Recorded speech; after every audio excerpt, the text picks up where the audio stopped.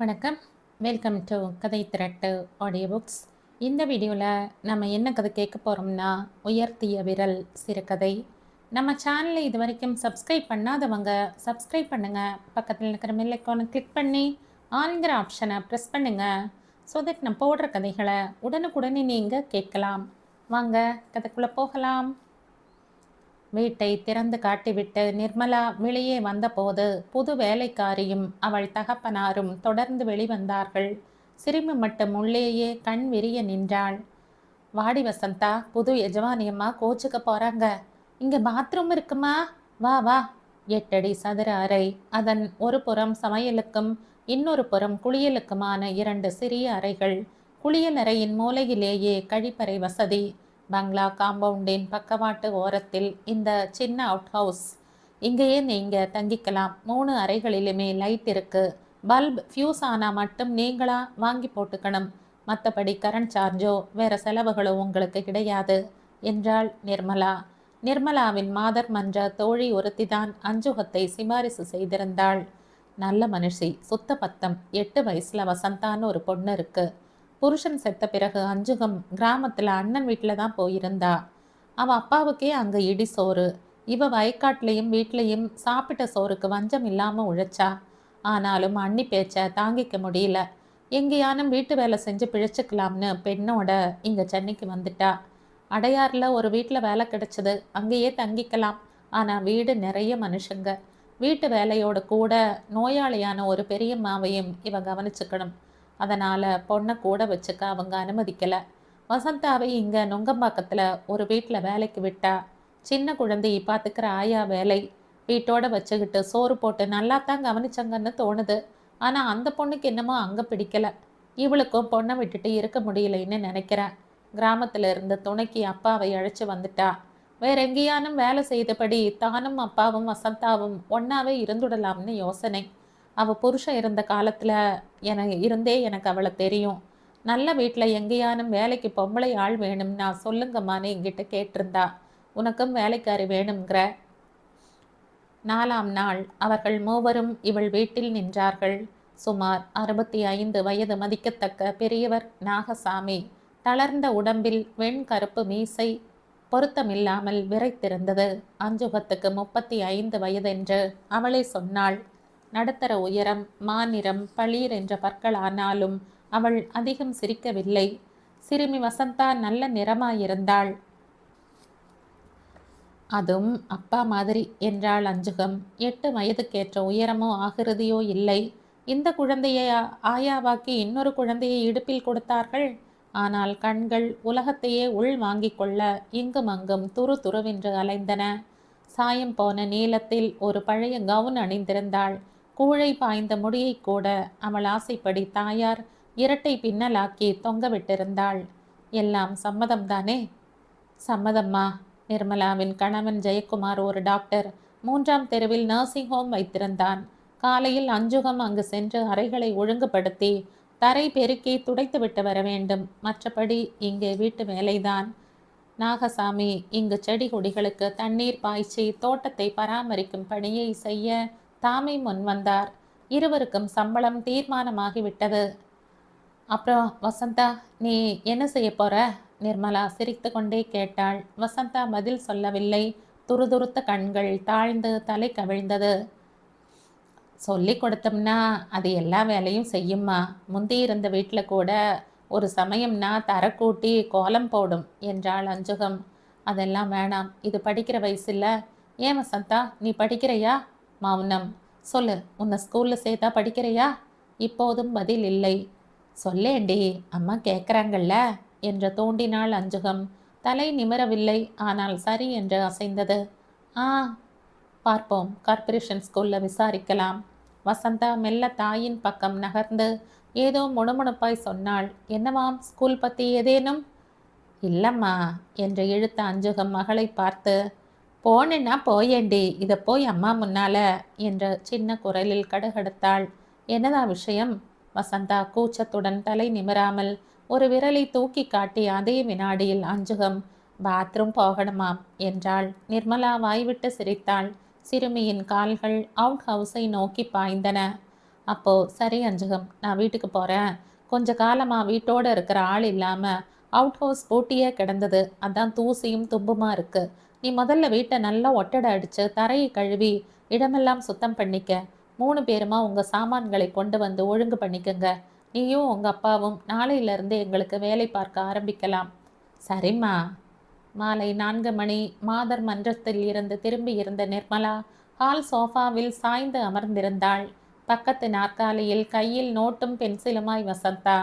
திறந்த கதவு வழியே இங்கிருந்து தோட்டத்து செடிகள் தெரிந்தன. செம்பருத்தி, பவழமல்லி இரண்டிலும் நல்ல வளம். நாகசாமியின் கை வண்ணம். எழுதிட்டியா வசந்தா? எழுதிட்டேம்மா. கொண்டா. என்னம்மா இது? இது முருகன் வீடு என்கிறதுல முருகனுக்கு இன் போட விட்டுட்டியே. வசந்தா நகத்தை கடித்தாள். கண் உயர்த்தி மன்னியுங்கள் என்ற பாவனையில் தயக்க புன்னகை காட்டினாள். நிர்மலாவுக்கு பரிதாபமாயிருந்தது. பள்ளிக்கே போகாமல் தாய்க்கு உதவியாய் உழைத்து வாழ்ந்துவிட்ட குழந்தை பெண். அஞ்சுகம் இங்கே வேலைக்கு வந்த சமயமே கார்ப்பரேஷன் பள்ளியில் வகுப்புகள் தொடங்கி 2 மாதங்கள் ஆகிவிட்டிருந்தன. இனி அடுத்த ஆண்டுதான் புது அட்மிஷன்கள். அதுவும் எழுத்து வாசனையே அற்ற பெண். அடுத்த ஆண்டு 9 வயதாகி இருக்கும் என்றாலும் 1ஆம் வகுப்பில்தான் சேர்த்து கொள்ள முடியுமாம். அது கூட வட்டாரத்தில் நல்ல பெயர் உள்ள டாக்டர் சார் சொன்னதற்காக. சரி நிம்மா, அடுத்த வருஷம் அந்த குழந்தைக்கு ஒரு ஏற்பாடு செய்யலாம். அதுவரை நீ வீட்டிலேயே ஏதோ கொஞ்சம் கற்றுக்கொடு என்றிருந்தான் ஜெயக்குமார்.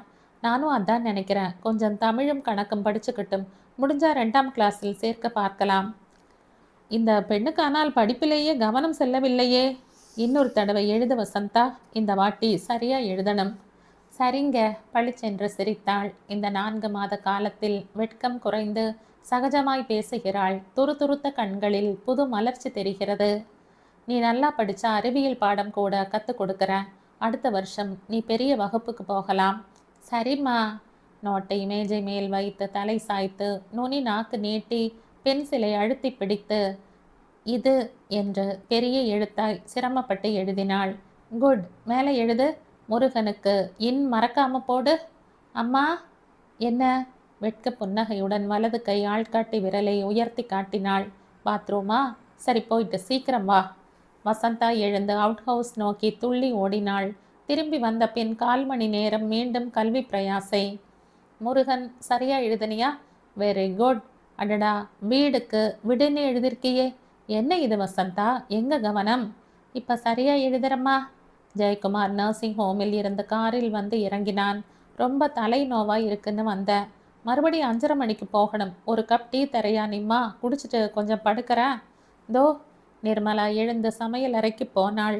தேநீருடன் அவள் திரும்பி வந்தபோது ஜெயக்குமார் சோஃபாவில் தலையை பின்னால் சாய்த்து அமர்ந்திருந்தான். வசந்தாவை காணோம். இந்தாங்க டீ. வசந்தா எங்க? பாடம் எழுதிட்டு இருந்தாளே. பாத்ரூமுக்கு போயிட்டு வரேன்னு சொல்லி எழுந்து போனா. இது என்ன குமார், இப்போ தானே 1/4 மணிக்கு முந்தி போயிட்டு வந்தா? வசந்தா திரும்பி வந்து நோட்டையும் பென்சிலையும் எடுத்து கொண்டாள். முன்பை விட சற்று அடர்த்தியாய் இருந்த தலைமுடியின் இழைகள் நெற்றி மேல் விளையாட நாக்கு நுனி துருத்தி கொள்ள முயற்சி தொடர்ந்தது. இப்போ பாருங்கம்மா. மகிழ்ச்சி கோவல். முழு வாக்கியம் சரியாய் எழுதியிருந்தாள். அவளையே விசித்திரமாய் பார்த்து கொண்டிருந்த நிர்மலாவுக்கு அதை பாராட்டக்கூட தோன்றவில்லை. நள்ளிரவில் நிர்மலா விழித்து கொண்டாள். உடனே மறுபடி தூக்கம் வராததால் ஏதேதோ யோசனைகள். மாதர் மன்ற சார்பிலான நாளைய பணிகள். அடுத்த வாரம் ஓர் அனாதை சிறுவர் விடுதியின் நிறுவன நாள். வெள்ளி விழாவுக்காக இனிப்பு தயாரித்து எடுத்து போதல். தங்களுக்கு குழந்தைகள் இல்லை என்பதற்காக குறைப்படாமல் அவளும் ஜெயக்குமாரும் அந்த விடுதியை தத்து எடுத்து கொண்டு விட்டார்கள் என்றே சொல்லலாம். ஜெயக்குமார் அங்கு இலவச மருத்துவ உதவி அளித்தான். அடுத்த மாதம் மும்பையில் இருந்து பெரிய நாத்தனார் வருகிறாள். அவளும் டாக்டர். 2 வார ஓய்வும் மாறுதலும் பெற வருகிறாள். அவளுக்கு பிடித்த நடிகர்கள் உள்ள தமிழ் சினிமாக்களுக்கு அழைத்து போனால் சந்தோஷப்படுவாள். மயிலாப்பூரில் அம்மாவுக்கு உடல்நிலை சரியில்லை. வழக்கமான முழங்கால் வலியோடு தலைவலி, லேசாக காய்ச்சல். ஜெயக்குமார் மருந்து கொடுத்திருக்கிறான். எப்படி இருக்கிறாள் என்று ஒரு நடை போய் பார்த்து வர வேண்டும். தாகம் எடுத்தது. பக்கத்தில் உறங்கிக் கொண்டிருந்த கணவனின் தூக்கம் கெடாமல் மெதுவாக கட்டிலை விட்டு எழுந்தாள். ஜன்னல் பக்கம் வந்தபோது தோட்டத்தில் இருந்து பவழமல்லியின் நறுமணம் இனிமையாய் மூச்சில் புகுந்தது. ஜன்னல் வழியாக அவுட் ஹவுஸ் தெரிந்தது. அங்கு குளியல் கழிப்பறையில் விளக்கு எரிந்து கொண்டிருந்தது. இவள் பார்த்து கொண்டிருந்த போதே அணைந்தது. தண்ணீர் குடித்துவிட்டு வந்து படுத்தாள். தூக்கம் பிடிக்க 1 மணி நேரம் ஆயிற்று. அந்த நேரத்துக்குள் அவுட் ஹவுஸ் பாத்ரூமில் 3 முறை விளக்கு எரிந்து அணைவதை கவனித்தாள். மறுநாள் அஞ்சுகம் ஹாலை பெருக்கி கொண்டிருந்த போது அவளிடம் கேட்டாள், நேற்று ராத்திரி நீ சரியா தூங்கலையா அஞ்சுகம்? தூங்கினேனேம்மா. ராத்திரி படுத்து தூங்கினவ காலையில் 5 மணிக்கு தான் கண்ணு முழிச்சேன். உங்கள் அப்பா தூங்கினாரா? இங்கே வந்தப்புறம் அப்பா நல்லா தூங்குதுமா. அண்ணன் வீட்டில் பேச்சு கேட்டு கேட்டு ராத்தூக்கம் இல்லாமல் அழுதுகிட்டு இருந்த காலமெல்லாம் போச்சு.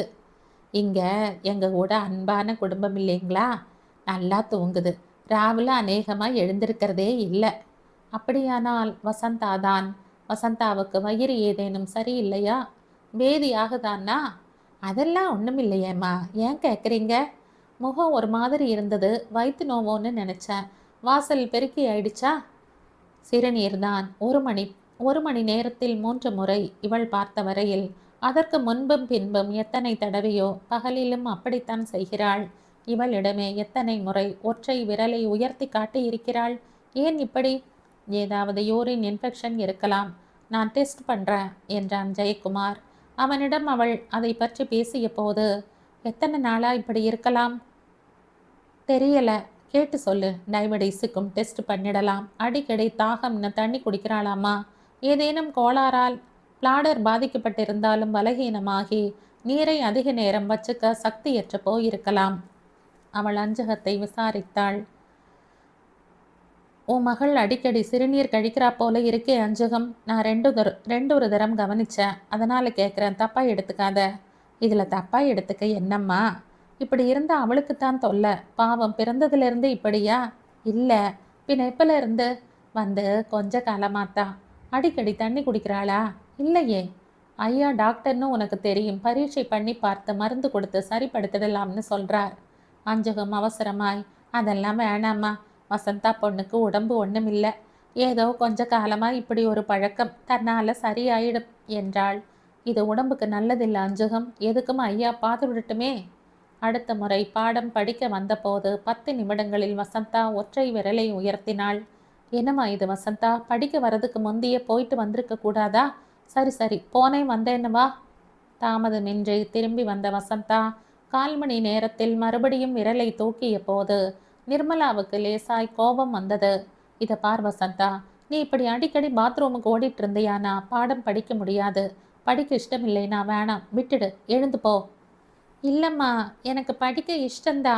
ஸ்கூலுக்கு போகணும். இப்பெல்லாம் விடாமல் எழுதுறனே. ஒன்றுக்கு இருந்துட்டு உடனே வந்துடுறேன். இப்படி அடிக்கடி ஒன்றுக்கு போயிட்டே இருக்கிறது ரொம்ப தப்பு, தெரியுமா? சிறுமியின் முகம் இமை பொழுதில் வெளிறியது. துருதுருத்த கண்கள் நிலைத்து அவளை வெறித்தன. அடிப்பீங்களா? நிர்மலா அதிர்ச்சி உற்றாள். சட்டென்று பரிவுடன் சிறுமியின் தலையை தடவி கொடுத்தாள். சேச்ச, என்னம்மா இப்படி பயந்து போயிட்ட வசந்தா? என்ன பேச்சு இது? உன்னை போய் அடிப்பனா? உன்னை எனக்கு எவ்வளவு பிடிக்கும். நீ பாத்ரூமுக்கு போயிட்டு வா. எவ்வளவு தடவை வேணும்னாலும் போ. நீ வரும்போது படிக்கலாம். ஐயா உனக்கு மருந்து கொடுத்து குணமாக்கிடுவார். நீர் இழிவு இல்லை. சிறுநீர் பையில் ஏதும் கோளாறு இல்லை. எவ்வித இன்ஃபெக்ஷனும் இல்லை. நீர் இரத்த பரீட்சைகளின் முடிவில் வந்த லேப் ரிப்போர்ட்டுகளை கையில் வைத்து பார்த்து கொண்டிருந்த ஜெயக்குமார் ஒன்றும் பிடிபடாமல் குழம்பினான். ஏதேனும் சைக்கலாஜிக்கல் காரணம் இருக்குமா என்றான். இரவு மனைவியோடு பேசி கொண்டிருக்கும் போது, அவள் நடவடிக்கையிலிருந்து உனக்கு ஏதேனும் தோணுதானிம்மா? ஒன்றும் தெரியலையே குமார். ஒரே ஒரு நாள் தான் அவள் ரியாக்ஷன் எனக்கு கொஞ்சம் விசித்திரமாக பட்டது. என்னது? இப்படி அடிக்கடி சிறுநீர் போகிறது தப்பில்லையான்னு கேட்டேன். நடுங்கி போய் அடிப்பீங்களான்னு கேட்டாள். ஏன் அப்படி தோணணும்னு ஆச்சரியமாக இருந்தது. ஒருவேளை இதுக்கு முந்தி வேலை செஞ்ச வீட்டில் எதுக்கானும் அடிச்சிருப்பாங்களோ? அதில் பயந்து போய் இந்த கோளாறு ஆரம்பிச்சிருக்குமா? அப்படி கூட ஆகுமா? புரியலை. ஆனால் மனுஷ மனம் விசித்திரமானது. எதுவானாலும் இப்படியே விட்டால் உடம்பு பலவீனமாயிடும். நல்ல வேளை ஊரில் இருந்த அக்கா வராங்க. அவங்க சைக்காட்ரிஸ்டாக இருக்கிறது நல்லதாக போச்சு. வசந்தாவோட பேசி அந்த குழந்தை மனசில் ஏதேனும் பயம் ஒளிஞ்சிருக்கான்னு பார்க்க சொல்லலாம். பாவம், அவங்க ரெஸ்ட்டுக்கு வராங்க. அதுக்கு என்ன செய்கிறது? ஒரு டாக்டராக இருந்துக்கிட்டு உதவி செய்ய மறுக்க முடியுமா? ஆமாம், உங்கள் அம்மாவை போய் பார்த்தியா? பார்த்தேன். இப்போ நல்லா இருக்காங்க. குட். மறுநாள் இருவரும் அஞ்சுகத்தை விசாரித்தார்கள். ஏமா அஞ்சுகம், உன் மகள் முந்தி வேலை செஞ்ச வீட்டில் அவளை நல்லா நடத்தினாங்களா என்று ஜெயக்குமார் கேட்டான். நடத்தினாங்க ஐயா. சரியாக சாப்பாடு போட்டாங்களா? 2 வேளை வயிறு முட்ட சாப்பாடு. காலையில் நாஷ்டா, டீ, சாயந்தரம் டீ. ஒன்றும் குறைச்சல் இல்லை. பிரியமா இருந்தாங்களா? ஆமாம் ஐயா. ஆனாலும் அவளுக்கு அங்கே பிடிக்காம போயிடுச்சாமில்ல என்றாள் நிர்மலா தன் மாதர் மன்ற சிநேகிதி கூறியதை நினைத்தவாறு. அஞ்சகம் சற்று தயங்கி, அதொன்றும் இல்லைம்மா, என்னை விட்டுட்டு இருக்க அதுக்கு கஷ்டமா இருந்துச்சு, அதான் என்றாள். அவளை என்னைக்கானும் அங்கே அடிச்சாங்களா? ஒரு கணம் அஞ்சுகம் கலவரம் அடைந்தாற்போல் நின்றாள். உடனே சமாளித்து கொண்டு, இல்லையே, அப்படி ஒன்றும் இல்லைம்மா என்றபோது குரல் மிகவும் தாழ்ந்து விட்டது. இல்லையா? அப்போ சரி, அது போகட்டும். முதல்ல அவள் சிறுநீர் பிரச்சனையை கவனிக்கணும். இது ஆரோக்கியம் இல்லை, அவளுக்கும் தொந்தரவு. இல்லை டாக்டர் ஐயா, இது அவளுக்கு தொந்தரவே இல்லை. ஏதோ ஒரு பழக்கம். சின்ன பிள்ளை தானே, சரியாயிடும். அவள் ரொம்ப சந்தோஷமாக இருக்கா ஐயா. இந்த வீட்டுக்கு வந்தப்புறம் ரொம்ப நிம்மதியாக இருக்கா. அப்படின்னா? அதான், அவள் உடம்புக்கு ஒன்றுமில்லைன்னு சொல்கிறேன். அவள் நல்லா இருக்கா. வசந்தா பொண்ணு நல்லா இருக்கா. இருளும் பூ மணமும் சூழ்ந்த இரவு. அஞ்சுகம் அவுட் ஹவுஸ் அறையில் படுத்திருந்தாள். தூக்கம் பிடிக்கவில்லை. பகலில் அம்மாவும் ஐயாவும் கேட்டதையெல்லாம் மனசு அசை போட்டது. அடிச்சாங்களா என்று கேட்டார்களே, எப்படி? மூலையில் நாகசாமி லேசாய் குரட்டை விட்டு தூங்கிக் கொண்டிருந்தார். பாத்ரூமுக்கு போயிருந்த வசந்தா அங்கு விளக்கை அணைத்துவிட்டு திரும்பி வந்து தாயின் பக்கத்தில் தன் வழக்கமான இடத்தில் படுத்ததும் அஞ்சுகம் ஒரு கழித்து ஒரு கையால் மகளின் முகத்தையும் தலையையும் தடவி கொடுத்தாள். தோள் மேல் கை போட்டு அணைத்து கொண்டாள். என் குழந்தை, என் குட்டி மகள் 7 மாத காலம் அந்த முந்தைய வீட்டில் என்ன அவஸ்தைப்பட்டது? பாவம், வயிறார உணவு கொடுத்து விட்டால் ஆயிற்றா? கை குழந்தையை தூக்கி வைத்து கொள்வது கூட கஷ்டமா இல்லை. அவர்கள் அதை ஒரு பார செயலாக ஆக்கவில்லை. கை நோக போகுதுமா, கொஞ்ச நேரம் பாப்பாவை தொட்டில்ல விட்டுடு என்று சொல்வார்கள். ஆனால் இரவில் வீட்டு எஜமானி வாசற்கதவையும் கொல்லை கதவையும் தாளிட்டு பூட்டி விடுவாள். டிவியில் தமிழில் செய்திகள் கேட்ட பின் கணவனோடும் குழந்தையோடும் தமது அறையில் படுத்த கதவை தாளிட்டு கொள்வாள். அந்த அறைக்கு வெளியே தரையில் வசந்தாவுக்கு பாயும் தலையணையும் போர்வையுமாய் படுக்கை. வேலைக்காரர்களுக்கான கழிப்பறை கொல்லைப்புறத்தில் இருந்தது. 8 மணிக்கு படுக்க வரும் முன் வசந்தா ஒரு முறை சிறுநீர் கழித்துவிட்டு வந்த பிறகு காலையில் வீட்டுக்காரம்மாள் எழுந்து கொல்லை கதவின் பூட்டை திறக்கும் போதுதான் வெளியே வந்து அவள் மறுபடியும் கழிப்பறைக்கு செல்ல முடியும். சிறுமிக்கு சிறுநீர் பை கனத்து கொண்டே போகும். சித்திரவதை. என்ன அவசரம் என்றாலும் வீட்டுக்குள் இருக்கும் குடும்பத்தினர் பாத்ரூமை வேலையாட்கள் உபயோகிக்க கூடாது. அம்மா, கொஞ்சம் பின் கதவை திறந்து விடுங்கம்மா, ஒன்றுக்கு வருது. எஜமானர்கள் படுக்கை அறையின் கதவை இடிக்கும் சின்ன கைகள். என் தூக்கத்தை கெடுக்காத, இப்போ எழுந்திருக்க முடியாது, ஒன்றுக்கு வந்தால் அடக்கிக்கோ. மா சும்மா படு. அடக்க பார்த்து பார்த்து தவிக்கும் குழந்தை, இரவு நெருங்குகிறதே என்று பீதி கொள்ளும் குழந்தை, தண்ணீர் குடிக்கவே அஞ்சும் குழந்தை, சாயம் போன கவனுக்குள் உடல் நடுங்குகிற பிஞ்சு குழந்தை.